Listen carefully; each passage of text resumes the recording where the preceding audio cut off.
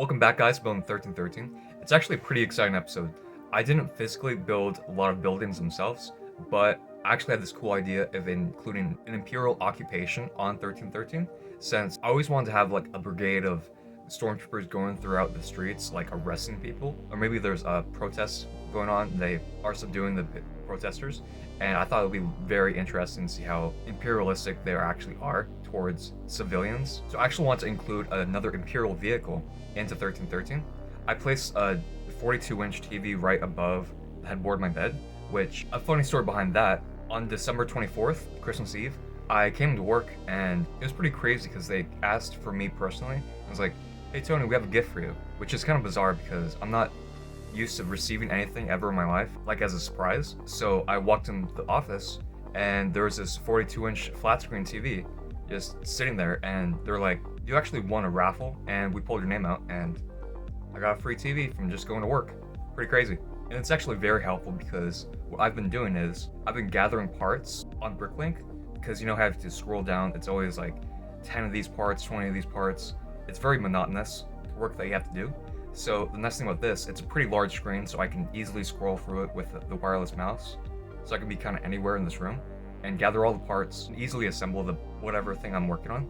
And I actually thought it would be really interesting to include the Imperial hover tank from Rogue One, because I remember seeing the BrickVault version of it, and it looked insanely amazing. I actually had a few different other ones, like the Marauder set I also include in this video in 1313, which doesn't look as good as the hover tank, but you guys will see in this video, and well as the Imperial troop transport that's showcased in Rebels and in the Clone Wars. Not the Clone Wars, Mandalorian. So those are the three different options I had to use. But I think it was a great choice that I chose the hover tank. Now I'm pretty much done talking about what I'm gonna do this episode. Now let's go to the time lapse.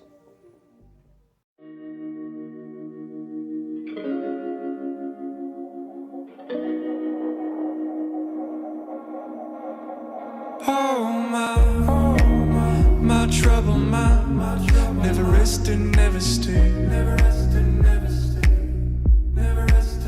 I found that now you know I would ever compromise our lives. Even though I sound selfish, I'm alright, better off your mind. Even if the best years of my life have been lived, I don't mind.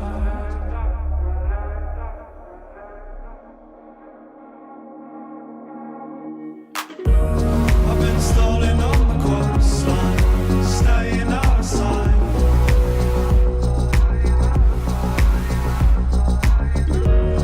Been stoned and overthinking, it's reading all your signs.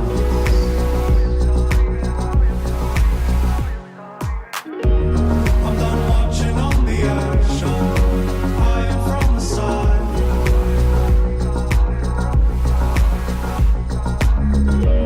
So tired out of patience, blunting out of line.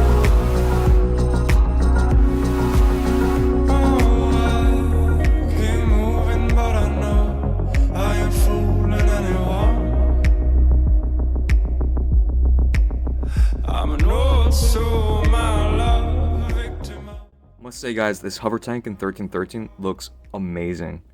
I thought it was such a good idea to incorporate this in 1313 since it does have that very industrial imperial style I want to go for, because I want to have like a little imperial occupation. It gives off a really good contrast between dark bluish gray and light bluish gray, because I actually do have the Marauder set, and that set like completely blends in with the road and it's not really that noticeable, versus this kind of pops out. And I'd love to incorporate some more interesting crates on the back of these, because I know it stores kyber crystals in Rogue One, but I'd love to incorporate like different shipping containers, because I think that bright orange would be very nice in 1313, but maybe like a purple or green or something, just to stand out a little bit more from everything else. And here's like a different angle at the hover tank. I must say, if you guys are actually building anything Imperial, this is a really good mock. It was built very well. I highly recommend it. And actually behind the hover tank, I incorporated my ATRT I designed a while back, and as well as my bark speeder. I actually do have instructions on the bark speeder on my Instagram. I'll put a link in the description. But these side by side look really nice. It really shows that they're going to take control of this area no matter what happens. I actually threw this in here for fun. So this is a Mark I World War I tank that I designed a few years back, and I really wanted to see what it would look like in a Star Wars MOC. It looks really good. It stands out, which is really nice. Cool thing about these tanks, they're like really bizarre design for like tanks overall. And you can tell after World War I, it's like they never used this design ever again. But that's a little tangent I wanted to go off to. And that's what it looks like with the Marauder set in it. As you guys can tell, it's really kind of bland. Blends in with the road. I made some modifications on top, including more tiles to the set, which makes it look a lot nicer, presentable, like in a MOC. I like to incorporate this into 1313, but somewhere off to the side, maybe on like a sidewalk or something. It's a very nice design set. It just doesn't go well with this overall theme I'm going. The cool thing about this, I had pretty good variety of Imperial vehicles to choose from, because I actually did think about incorporating the Stormtrooper transport ship that's in Mandalorian and Rebels, but that one looked very large compared to the street size of 1313, and I don't want to take up the whole street. It makes sense because it's only one lane in traffic, so we went for the more smaller tactical kind of style for the hover tank, which I thought was a pretty good idea.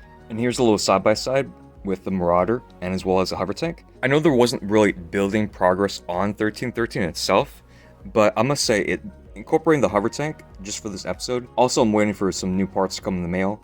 And as well as last week was a pretty tough week in building because I incorporated, that section, the tree, and all of the front section. So I can't have every episode have insanely amount progress put in 1313. But I'd love to know what you guys think about this in the comments below.